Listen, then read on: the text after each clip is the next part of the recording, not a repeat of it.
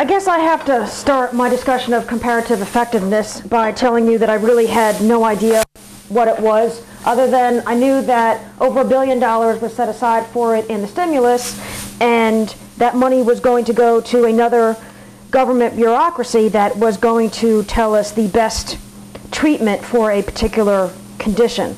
I mean, it was kind of a duh moment for me because I thought that's what doctors did anyway on their own.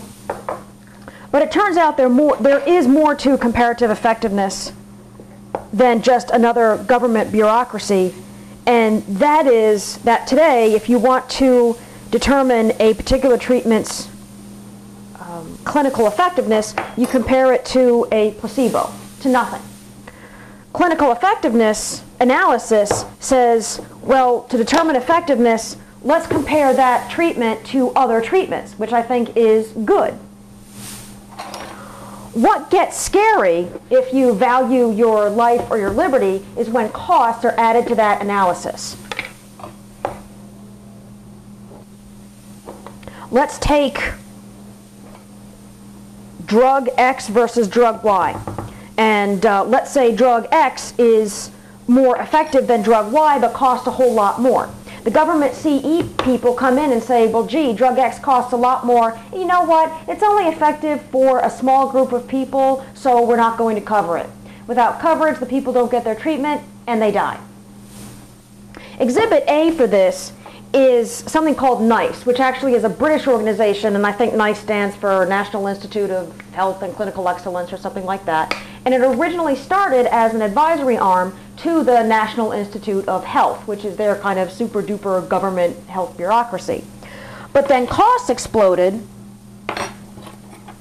and somebody over there said, you know what, comparative effectiveness needs to take into account cost to determine coverage. So they even have a magic number over there, the equivalent of $22,000. They're not going to spend more than $22,000 to extend a person's life by 6 months. Ew. Two things. I think comparative effectiveness will kill innovation. It may not be about cost right now, but when you add 47 million people to the government healthcare trough, it sure as hell will be. And when the government goes around saying we're not going to cover anything but the cheapest, safest, most well-known procedure out there, nobody's going to innovate because they're not going to get paid for it.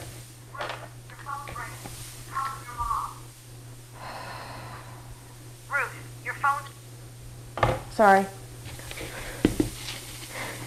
Second, I know that end-of-life decisions can be among the most difficult, most emotional, most painful, and most expensive.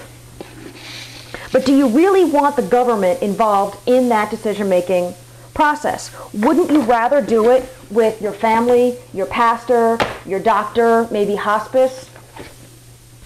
Or maybe you would.